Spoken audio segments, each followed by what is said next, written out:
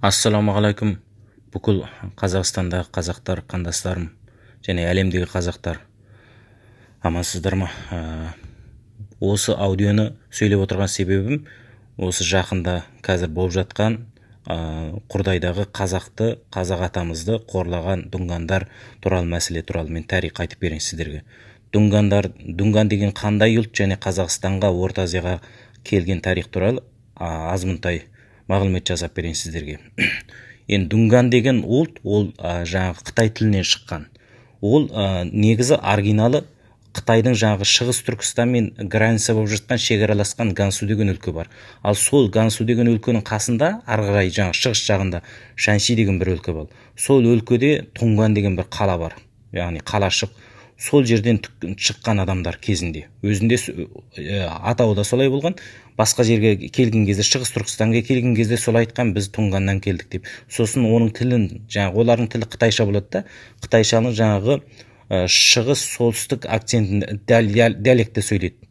Сондай ұлт болғанда, яғни Қытай деп ойласаңыз болды. Просто олардың разницасы дінге кірген қытайдар. Сосын олар жаңағы Орта Азияға келген тарих туралы айтып берейін сіздерге. Бізде Қазақстанда Биянху деген көше бар, Масанши деген көше бар. Осылар қалай келді? Осылар шын мәнінде жаңағы дүнгандардың атымен аталған.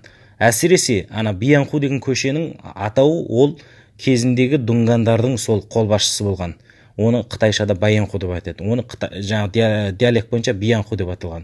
Ал осы адам жаңағы Қытайдың ең соңғы патшалық өкіметі Манчжурия болады ғой, ең соңғы последний жұржандар басқарған кезі Манчжурия. Сол кезде Шың өкіметі кезінде, сол кезде жаңағы ең соңғы дәуірге, яғни 19 ғасырда, 19 ғасырдың ортасында 1863 жылдары, сол дәуірлерде болған жаңағындай Қытайда сол жаңағы Шанши деген өлкесінде дүнgan төңкеріс болған. Соны жаңағы Тұңжы деп айтады. Тұңжы дәуіріндегі дүнгандардың көтерілісі деп айтады тарихта оны. Ол дүнгандар сол кезде, ойлаңыздар, оның жауыздық қандай жауыздық екен. Біз мұсылмандар айтамыз ғой, мейірімді болыңдар дейміз ғой. Ал бұл иттің балалары ондай мейірімділік тұрып, тіпті Қытай құрлы жоқ. Қытайдың өзі анандайды істемейді. Мына дүнгандар істеген. Бір өлкедегі, Шаншидағы бір өлкенің ішіндегі 90% Қытайды қырып тастаған. Ойлаңыздар ағайындар. Бір түннің ішінде бір қаланы қырып отырған. Сонда ойлаңыздар, 10 күннің ішінде сол тарих кітапта түгелдей анықтап жазылғанда, көне тарихта, ескі кітаптарда. Сол кезде бір өлкеде 90% Қытай жоқ. Сосын жаңағы тірі жеткен, хабар жеткізген сол жаңағы Пекин өкіметіне. Сосын жаңағы Чин өкіметі, яғни Манчжурия әскер шығарып, жаңағы дүнгандарды басқан, қырған. Ал сол кезде мына Баянху деген адам сол қолбасшы болған. Ал осы адам жаңағы өзінің жауыздығын ойлаңыз. Өзіне әскерлер, дүнгендерді бағындыру үшін, өзіне жаңағыдай өзіне күш жинау үшін, жаңағы дүнгандарды өзінің баласын, өзінің әке-шешесін, өзінің әйелін, қатын бала шағасын өз қолымен бауыздап өлтіріп тастаған. Сосын барып қалған дүнгандарға айтқан, міне мен ешқандай неден қорықпаймын, сендер де мен сияқты етіңдер, мен сияқты істеңдер деген. Сосын барып жаңағы дүнгандар оған бағынған. Сосын жаңағы оның жаңағы қол астында болып, жаңағы Манчжу өкіметімен жаңағы қырылысқан. Бірақ күштері әлсіз болды, оған шамасы жеткен жоқ, күл-талқан шыққан. Яғни жаңағы Манчжу өкіметі жіберген Қытай әскері мен моңғол әскерлері күл-талқан шығарған жаңағы дүнгандарды. Ал осы дүнгандар кейін бір бөлімі бағынады да Қытай жаңағы Манчжу өкіметіне. Ал Баянху деген адамды оны жаңағы жоғарыдан бұйрық шығарған Пекин өкіметінен, мынаны ұстаңдар деп. Сосын оған ешқандай талғам жоқ, сосын шығыс Түркістанға қарай қашқан. Сол кезде сол шығыс Түркістанда тұрған жаңағы қазақтар, ойғырдар және қырғыздар, сол жерде тұратын түрки халықтар, оларды қабылдаған. Неге? Мұсылман деп көрінген олар. Ал содан кейін сол жерде сөйтіп тазаланып жүрген кезде сол жерде қазақтарға тисе бастаған, жаңағы ойғырдарға тисе бастырған жаңағы түрки халықтарға. Сосын олар жаңағы артынан Манчжу өкіметті қуып жетеді. Олар жаңағы Ерен қабырғаны ар жағына өтеді, яғни біздің мына Алатаудан өтіп отырып, жаңағы бір бөлімі Қырғызстанға бөлініп кетеді. Жаңағы жерде дүнгандардың арасында біраз ауызбіршілік болмай қалады, екі топқа бөлініп кетеді. Біреуі Қырғызстанға өтеді, біреуі жаңағы Қазақстанға келеді. Жаңағы шу бойына. Оны жаңағы Импән деп атайды. Яғни былайша айтқанда қорған деген сөз қазақшаға аударғанда. сосын жаңағы Шанши қыстақ деп айтады, Қырғызстанда тұратын. Ол жаңағы сол кезінде Шаншиден шыққан ғой, сол үшін сол Шанши қыстақ деп айтады. Ол тарихы осылай келген Орта Азияға. Ал осылар бүгін Қазақстанда не істеп жүр, осыған біз көз салайық. Көп сан сөздеріңіз білесіздер, Қордайда жаңағы Қазақстан мен Қырғызстан шекарасындағы Қордайда жаңағыдай тірлік жасайды, таксишілік қылады. Сосын жаңағы барахолкада өздеріңіз білесіздер, жаңағы Қытайдан келген тауардардың көп санды жаңағы нейдерін осы дүнгандар сатады.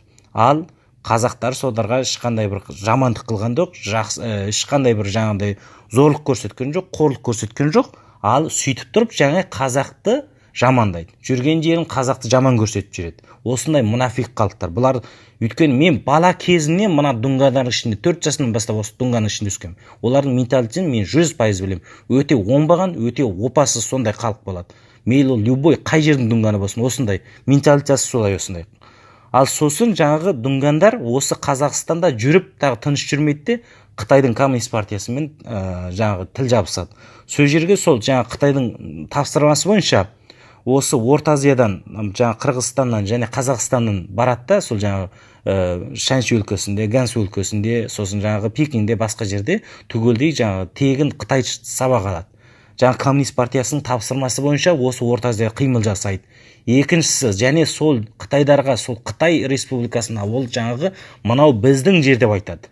Естідіңіз бе? Мынау біздің мини Китая деп айтады. Өзіңіз ойлаңыз. Маленький Китая деп сөйтіп айтады орысшамен. Немесе жаңағы біздің кішкентай Қытай дейді қазақшаға айтқанда. Осындай бұлар. Соншама жыл жүрген сол. Ал олар жаңағы өте жауыз, менталитеті сондай. Ал жаңағы Шығыс Түркістандағы тарихты мен қыстыра кетейін.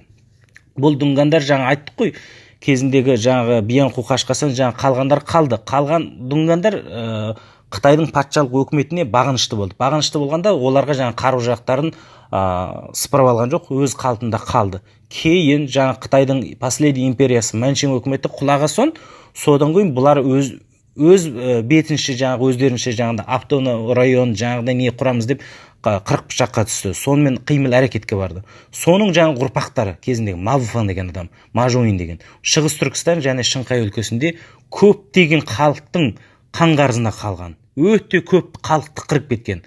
Ол тек ол жерде қазақ қана емес, ойғырың бар, жаңағы басқа ұлттар бар, тіпті Қытайдар бар, моңғолдар бар, тибеттер бар. Соның бәрін қорлаған, зорлаған осындай халық болатын.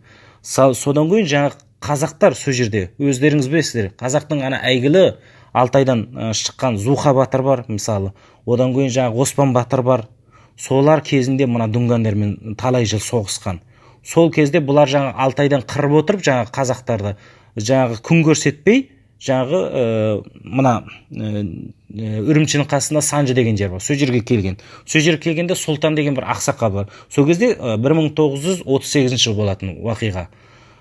Ол кезде Союз кезі болатын. Союзден қару-жарақты жинайды да, сайдың екі жағына тығылады да, жаңағы қазақтар таудың екі жағына. Дүнгандар өткен кезде сол дүнгандарды 250 солдатын қырып тастайды. Сол себепті сол жерді әлімге шейін қазақтар Ақсүйексай деп айтады. Неге? Дүнгандарды қырған жер. Содан кейін жаңағы дүнгандар төртеу қашып шығады. Содан кейін өзіңіз ойлаңыз, арада 60 жыл өтеді. 1993 жыл жаңағы 4 дүнgan тірі шыққан дүнганның біреуі қайтыс болады да жаңағы ұрпақтарына айтып кетеді өсиетін. Сендердің ата жаударың қазақтар деп. Сосын жаңағы дүнгандар Неңшадан жаңағы басқа өлкелерден, дүнганның көп тұратын өлкелерден 12 вагондық пойызға отырып келген жаңағы Грансиядан жаңағы Шығыс Түркістанға кірмекші болғанда Қытайдың жаңағы сол кездегі солдаттары, армиясы жаңағы Грансияны жауып дүнгандар кері қайтарған. Егер Грансиядан сол жол өтіп кететін болса, қанды қырғын болушы еді, қазақтар қырып тастайтын. Осындай жауыз халық. Және 1995 жылда Алтайдың Шіңгіл деген жерінде жаңағыдай дүнgan мен қазақ арасында қырғын болған. Осындай уақиғалар өте көп. Жаңағы Үрімшінің қасында Дабаншин деген жер бар. Ол жерде де қазақтармен қырылысқан. Ал жаңағы Қаба деген ауданда да қырылысқан. Өте көп жерде де дүнгандар жаңағы қазаққа тек жамандық, тек жаңағыдай қастандық жасап отырған. Бұл өз сонда екі беткей халық. Әсте сене көрмеңіздер. Бүгін бұларды аясаңыздар, ертең күні, яғни өздеріңізге қорғазғанмен тең болады. Мына сөзді ұмытпаңыздар, қазақтар. Бүкіл Қазақстан қазақтар және бүкіл әлемде қазақтар тыңдап алыңыздар. кезіндегі мына Түркияға кеткен, жаңа Хималаяны асып кеткен қазақтар неге кетті? Сол артынан Дүнган қырған ағайындар. Дүнгандар қырған. Әрине Қытайда да бар ғой. Негізгі главный мына Дүнгандар қырған. Солар жаңа қазақтар қырылып, 90% жолда қырылып, ең артында әрең-пәрең Европаға жаңағы Түркияға жетті ғой. Сонда осы Дүнгандар мұсылмандылық емес, бұлардікі нағыз мұнафиктер, нағыз кәпірдер бұлар. Кәпірден де жаман бұлар. Әсте сіздер сене көрмеңіздер, ағайындар. Мына сөз тағы бір рет қайталайын. Егер жаңағы өзге ұлттар осы Дүнgan сияқтыларға жасаған сіздердің жақсылықтарыңыз немесе мейірімділіктеріңіз ал қазақ халқына жасаған жауыздықпен тең. Оларға жасаған жаңағы жақсылық қазақ халқына жасаған жауыздықпен тең. Сол үшін аямаңыздар, ағайындар. Мейлі қандай жол болсын, бұл Дүнгандарды Қазақстаннан шығарыпсаңыздар. Қырғызстанда алдында біраз не болған ғой? Дүнgan мен жаңағы қырғыздар ағайын арасында не болған? Ол кезде адамдар оны елемеген, жаңағы қырғыздар біраз қаны қызу шығар деп, бірақ оны тарихты білмегенде, сол себеп. Бүгін осы орайдан пайдаланып сіздерге шын тарихты айтып берейін. Настоящий лицосын, жаңағы масканың ар жағында не көрініп тұрғанын мен сіздерге айтып берейін Дүнgan туралы. Рахмет, ағайындар.